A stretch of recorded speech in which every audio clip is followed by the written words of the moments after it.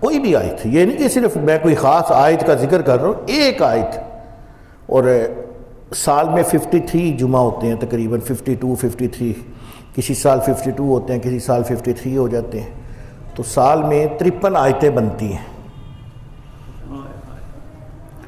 اور اگر ہم ایک سال اور یہ نیت کر کے گھر سے چلے کہ ہم طالب علم ہیں، ہم علم کی طلب کے لیے جا رہے ہیں، اور آج قرآن کی ایک آیت ہمیں سیکھنے کو ملے گی، ادھر گھر سے نکلے،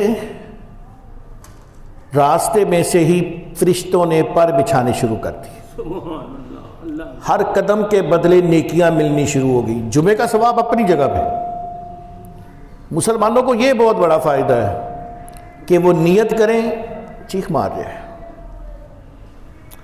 نیت کریں، ثواب ملنا شروع. ثواب جیسے میرے اور آپ کے کریم آقا محمد مصطفیٰ صلی اللہ علیہ وآلہ وسلم ایک انصاری صحابی کے گھر کے قریب سے گزرے، چیخ مار رہے ہیں، تو انہوں نے مکان بنایا، اس میں بڑے بڑے روشن دان رکھے نا. پوچھا یہ کیوں رکھے؟ کہا حضور ہوا آئے گی، روشنی آئے گی. کہا تم یہ نیت کر لیتے کہ اذان کی آواز آئے گی تو تمہیں ان روشن دانوں کا بھی ثواب ملتا. ہوا اور روشنی تو کوئی روک ہی نہیں سکتا، انہوں نے تو خود بخود پہنچنا ہے. تو تم جب یہ روشن دان بنا رہے تھے بڑے بڑے، تو تم یہ نیت کرتے. آج لوگوں سے پوچھا جاتا ہے آپ گھر میں اتنی بڑی بڑی کھڑکیاں کیوں بنا رہے ہیں؟ او جی ذرا ایئر کراس ہوئے گا، ہوا گزرے گی، روشنی آئے گی، لوڈ شیڈنگ ہوئے گی تو بلب نہیں بھی جلاویں گے تو گزارا ہو جائے گا. تو اگر ہم یہ نیت کر لیں کہ اذان کی آواز آئے گی تو وہ کھڑکی جتنی دیر رہے گی اتنی دیر ہمیں ثواب ملتا رہے.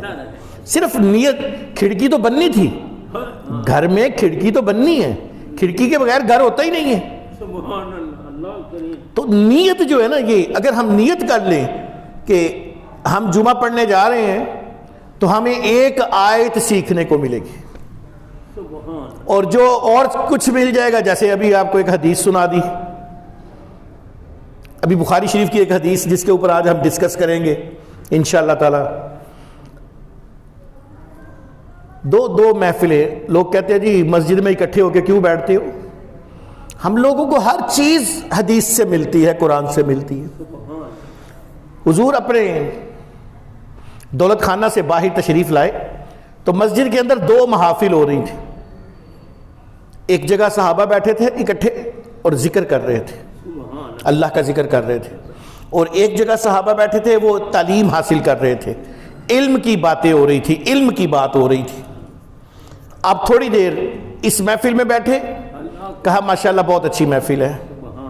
پھر دوسری علم والی محفل میں گئے، کہا یہ بھی بہت اچھی ہے، لیکن میں اس محفل میں بیٹھوں گا جو زیادہ اچھی ہے، اور آپ علم والی محفل میں بیٹھ گئے.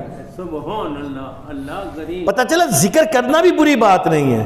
اگر آپ کو کوئی علم سکھانے والا نہیں ہے اور آپ 20-25 لوگ اکٹھے ہو گئے ہیں تو بیٹھ کے اللہ کا ذکر کر لیں. یہ بھی صحابہ کا قول ہے، صحابہ نے اس طرح بھی کیا ہے. اور اگر کوئی ساتھ ایسا بندہ مل جاتا ہے جس کو اللہ نے نوازا ہوا ہے کہ میری ایک آیت، میری طرف سے ایک بات بھی کوئی پہنچا دے تو اس نے فرض پورا کر دیا. جس کو ایک بات بھی پتا ہو فرمان مصطفیٰ صلی اللہ علیہ وآلہ وسلم، تو وہ آپ کے اندر جو بڑا بیٹھا ہو جس کو دین کا تھوڑا پتا ہو اور وہ آپ کو 1-2 باتیں ہی بتا دے تو وہ علم کی محفل ہو گئی. تو سورہ حجرات کی میں نے آیہ کریمہ نمبر 10 تلاوت کرنے کا شرف حاصل کیا. آیہ کریمہ نمبر 10 اور 11 کی ہم آج بات کریں گے. پہلے انما المؤمنون اخوة فاصلحوا بین اخویکم واتقوا اللہ لعلکم ترحمون. بے شک مومن آپس میں بھائی بھائی ہیں، لہذا اپنے بھائیوں کے درمیان صلح کا نظام قائم رکھو. یعنی اگر وہ لڑے ہیں تو انہیں آپس میں ملاؤ، آپس میں ملانے کی کوشش کرو، اور ڈرو اللہ سے تاکہ تم پر رحم کیا جا سکے.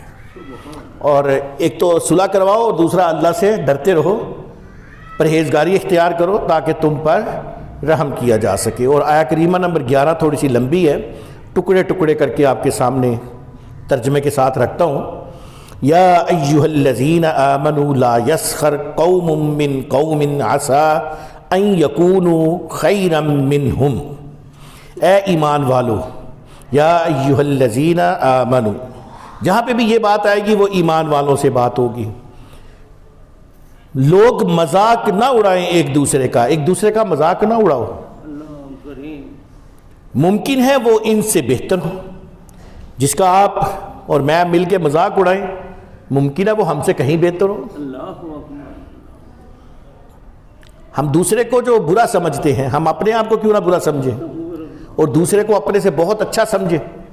جب ہم اس پوزیشن پہ پہنچیں گے تو پھر ہمارے اندر عاجزی آ جائے گی، اور جب عاجزی آ جائے گی تو سمجھ لیں کہ اللہ کے ہاں ہماری حاضری ہو گئی، اللہ کے ہاں ہم مقبول ہو چکے ہیں۔ ایک بندے نے پوچھا کسی بابا جی سے کہ کیا میں نیک لوگوں میں شامل ہوں؟ آپ نے فرمایا تو نماز پڑھتا ہے؟ کہا جی پڑھتا ہوں۔ کہا نماز پڑھنے کے بعد دعا کرتا ہے؟ کہتا جی کرتا ہوں۔ کیسے کرتا ہے؟ اس نے کہا جی میں کہتا ہوں یا اللہ میرے ماں باپ پر رحم فرما، جیسے وہ بچپن میں مجھ پر رحم فرمایا کرتے تھے۔ یا اللہ میرے ماں باپ کو کوئی دکھ نہ دینا، میں سب سے پہلے اپنے ماں باپ کے لیے دعا کرتا ہوں۔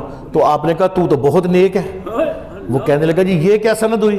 کہا تو نے پڑھا نہیں کہ صالحین ہی اپنے ماں باپ کی لیے دعا کرتے ہیں، تو صالح ہے، تو نیک ہے، تو جو آپ میں سے اپنے ماں باپ کے لیے دعا کرتا ہے وہ نیک ہے۔ تو کہا اے ایمان والو ایک دوسرے کا مذاق نہ اڑاؤ، ہو سکتا ہے جس کا تم مذاق اڑا رہے ہو وہ تم سے کہیں زیادہ بہتر ہو۔ اس کے بعد کہا ولا نساء من نساء عسى ان یکن خیرا منہن، اور نہ ہی خواتین کا مذاق اڑائیں، دور نہیں کہ وہ ان سے بہتر ہوں۔ ولا تلمزوا انفسکم ولا تنابزوا بالالقاب، اور آپس میں تانا زنی نہ کرو، اور آپس میں ولا تنابزوا بالالقاب، اور آپس میں برے القاب نہ پھیرو، کسی کو برے نام سے نہ پکارو۔ یہاں تو خیر آج کل ایک ہمارے تلے میں تو عام ہے اوشی دیا میدیا تے ٹیٹو آتے فلاما آتے فلاما، وہ بھئی اتنے پیارے نام ہیں، وہی نام لیں جو ہیں، نام بگاڑیے مت، اور برے نام تو بالکل نہ رکھیے۔ بئس الاسم الفسوق بعد الایمان، کیا ہی برا نام ہے مومن ہونے کے بعد فاسق کہلانا۔ ایک مومن ہے اگر ہم اس کو فاسق کہتے ہیں تو یہ بہت برا نام ہے، بہت ہی برا نام ہے۔ وَمَن لَّمْ يَتُبْ فَأُولَٰئِكَ هُمُ الظَّالِمُونَ، اور جو لوگ باز نہیں آئیں گے وہی ظالم ہیں۔ یعنی قرآن نے سب کچھ سمجھا دیا ہمیں، کسی کا مذاق نہیں اڑانا، تانا زنی نہیں کرنی، برے القاب سے کسی کو نہیں بلانا، کسی کو فاسق نہیں کہنا، اور اگر پھر بھی کوئی باز نہ آئے تو قرآن نے کہا وہ تو ظالم ہے، وہ تو ظالم ہے، اور ظالموں کے لیے تو کوئی گنجائش ہی کوئی نہیں۔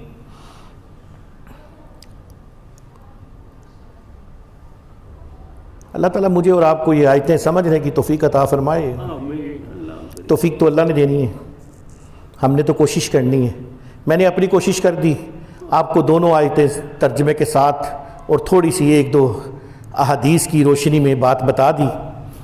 اب جو آج کا ایک چھوٹا سا موضوع میں نے رکھا تھا اس کے بارے میں بھی تھوڑی سی گفتگو کرنی ہے۔ یوٹیوب کے اوپر آج کل بڑی بحث چل رہی ہے، سوشل میڈیا پورے کے اوپر ہی، کہ بڑا جنازہ کچھ نہیں کرتا،